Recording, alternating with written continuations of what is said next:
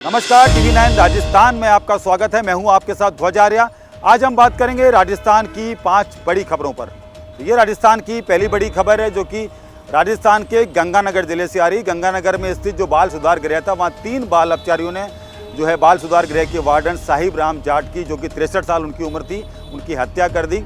और ये जो हत्या की गई, ये लकड़ी के जो पट्टे से जो है पीट कर उनकी हत्या की। सर पे उनके जो है वार करे गए और उसके बाद उनकी मौके पर ही मौत होगी। ये तीनों बाल अपचारियों में से 2 बाल अपचारी हत्या के मामले में यहाँ सजा काट रहे हैं। एक जो बाल अपचारी था वो अलग मामले में जो है सजा काट रहा था। इस पूरे मामले को लेकर जो है पुलिस ने तफ्तीश शुरू कर दी है और तीनों को डिटेन कर लिया गया है। ये जो पूरी घटना हुई वो देर शाम को जब पीटी करवाई जा रही थी बाल सुधार गृह में, इसी दौरान इन्होंने जो है एक टेबल की जो लकड़ी की पट्टी थी उसके बोल्ट खोले और उसके बाद में उस पट्टी से ये जो वार्डन थे इनकी जो है पीट कर हत्या कर दी। ये पूरा मामला जब सामने आया तो उसके बाद में पुलिस ने जब जांच जो है शुरू करी, हत्या के कारणों की जब जानकारी जुटाई गई तो ये जानकारी सामने आई कि ये जो वार्डन थे साहिब राम जाट, इनसे व्यायाम करा रहे थे।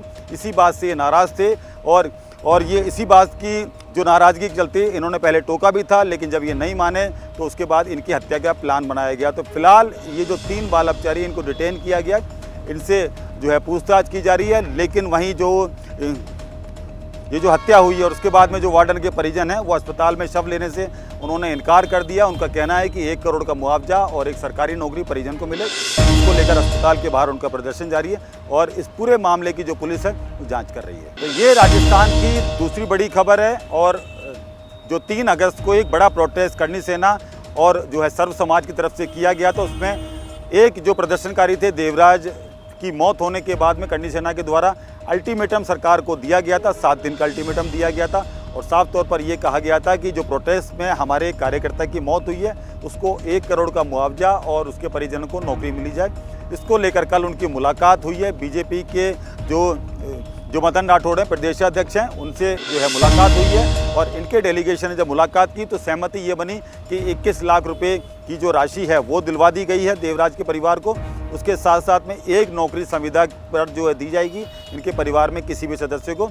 तो ये जो है ये पूरा मामला जब सामने आया तो ये जानकारी निकल कर सामने आ रही है कि करनी सेना का जो आंदोलन था, यानी कि 7 दिन का अल्टीमेटम था, वो सरकार से वार्ता के बाद में अब सुलझता नजर आ रहा है। जिस तरीके से अल्टीमेटम दिया गया था, लेकिन ये जो मांगे जो है 1 करोड़ की जो इनके द्वारा की जा रही थी उसमें 21 लाख रुपए नगद हैं, वो जो है पीड़ित के परिवार को दिए गए हैं। लेकिन एक जो सबसे बड़ी मांग थी कि जो पुलिसकर्मियों को निलंबित करने की इनकी मांग थी, उस पर अभी जो है कोई फैसला जो है सामने नहीं आया। लेकिन साफ तौर पर करनी सेना के जो राष्ट्रीय अध्यक्ष हैं महिपाल सिंह मकराना, उन्होंने साफ तौर पर कहा है कि हमारी बातचीत सरकार से हो गई है और जो है कुछ मामलों पर जो है सरकार ने सहमति बनाई है और कुछ मामलों की जो बात है हमारी मान ली गई है, लेकिन कुछ मामलों की जो मांगे हैं हमारी, उनको लेकर सरकार से अभी भी बात चल रही है।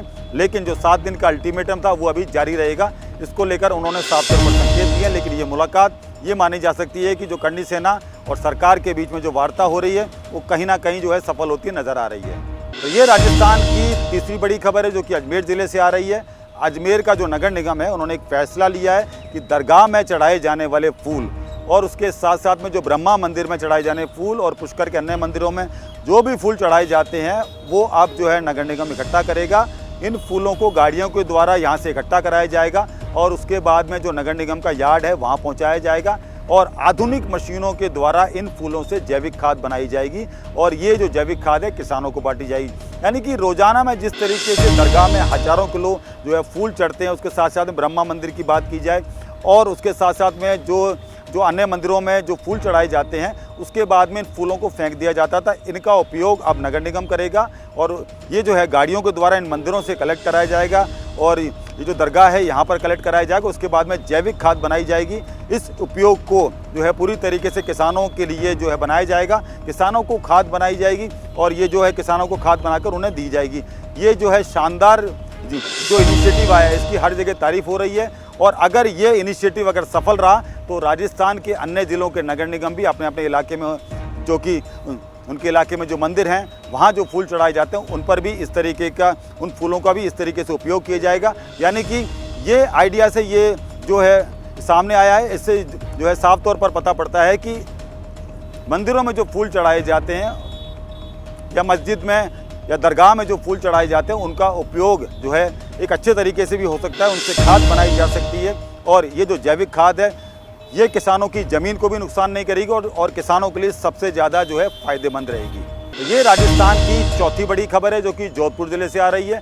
जोधपुर के जालोरी गेट थाना इलाके में स्थित एक दुकानदार ने जब सिगरेट देने से मना कर दिया तो दो पक्ष आमने सामने हो गए, उनके बीच में झगड़ा हो गया। झगड़ा इतना बढ़ गया कि पत्थरबाजी की नौबत आई और उसके बाद में जो है दोनों पक्षों की तरफ से जमकर पत्थरबाजी। इसके वीडियो वायरल हो रहे हैं और इसके वीडियो जो सामने आए उसमें साफ तौर पर दिखाई दिया जा रहा है कि दो पक्ष किस तरीके से आमने सामने हो चुके हैं। ये जो पूरी घटना थी उसके बाद में जब पुलिस को सूचना मिली तो जालोरी गेट थाना पुलिस जो है मौके पर पहुंची और ये जो पत्थरबाजी हुई इसमें दो लोग जो है गंभीर रूप से घायल हुए थे, उन्हें अस्पताल पहुंचाया।